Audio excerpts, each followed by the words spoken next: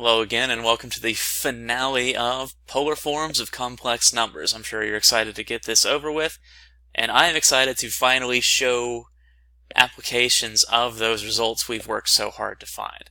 So, last time we ended up at de Moivre's theorem, which was this thing right here. Right, a plus bi raised to some power is just going to be the modulus, or the absolute value, raised to that power, and then the angle just multiplied by that power. It's actually pretty straightforward to compute. Way easier than just taking a complex number and multiplying it over and over and over again. Here's my example. Oh yeah. Oh, we doing this. So I'm going to let z1, my first complex number, be 1 minus 2i.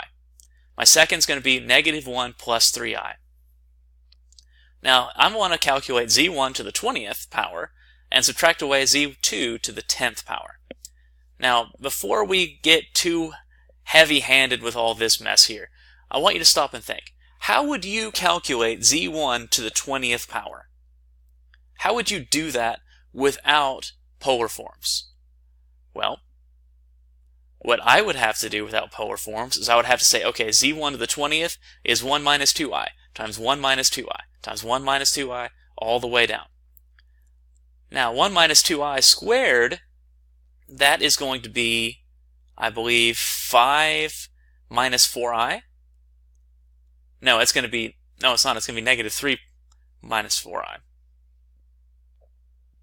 All right, so we got z1 squared. Now find z1 cubed. Multiply another one on. Now find z1 to the 4th. Multiply another one on.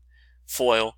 Do your complex arithmetic, right? Recognize you have an I squared pop up every single time you do this, so you're always going to have,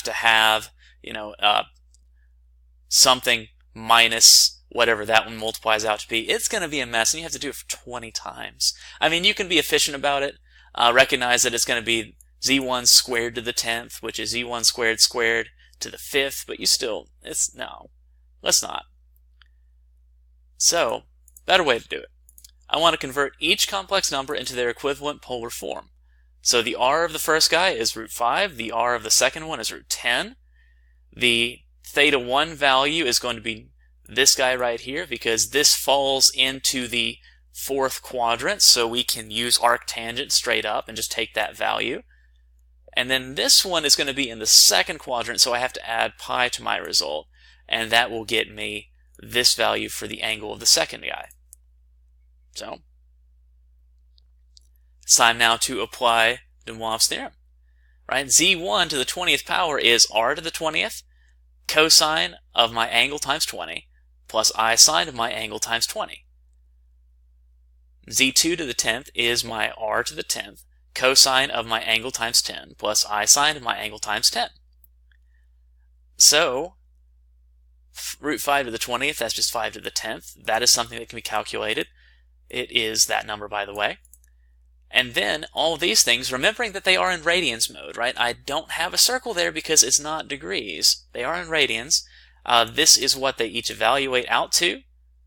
And again, for the second term, then I just distribute my r value back across to get a plus bi minus a plus bi.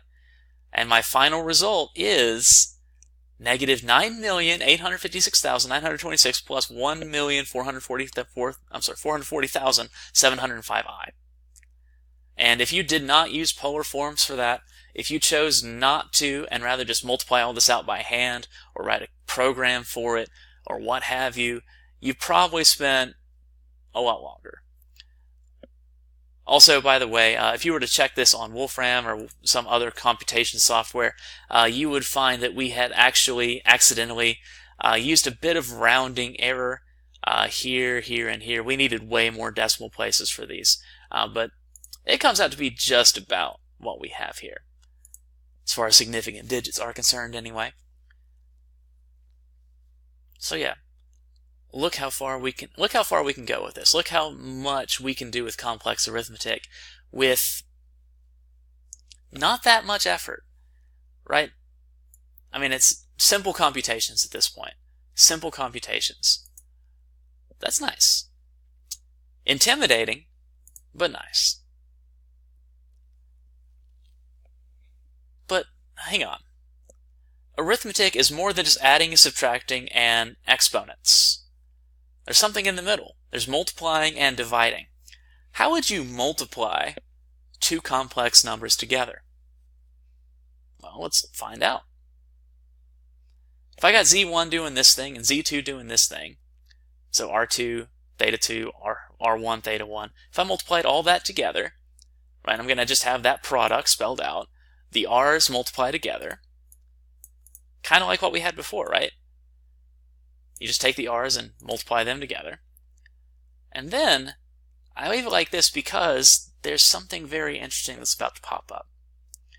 If you were to FOIL this out, you're going to have cosine theta 1, cosine theta 2. You're going to have cosine theta 1, sine theta 2, I. You're going to have I sine theta 1, cosine theta 2. You're going to have I sine theta 1, I sine theta 2.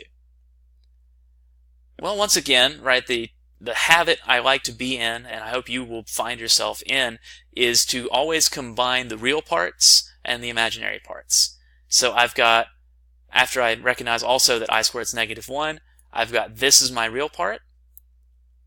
And wait a minute, cosine cosine minus sine sine, that's cosine of theta 1 plus theta 2. Cosine sine plus sine cosine, that's sine of theta 1 plus theta 2. So would you believe it, if you're multiplying two complex numbers together, you just multiply their moduli, you multiply their absolute values together, and you add their angles. That's all you have to do. So in all, to kind of just get all this tallied up, and come class time, we will use these to the best of our abilities to quickly and efficiently calculate some pretty interesting complex results.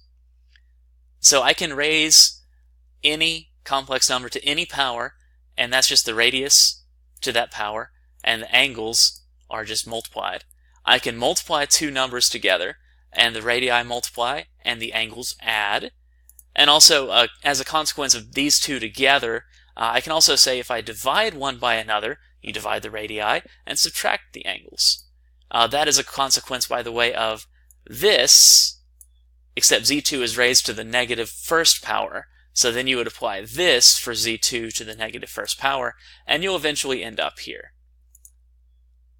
And so I want you to hold on to these results for our class time. We will be using them, and I hope to see you then. Have a good one.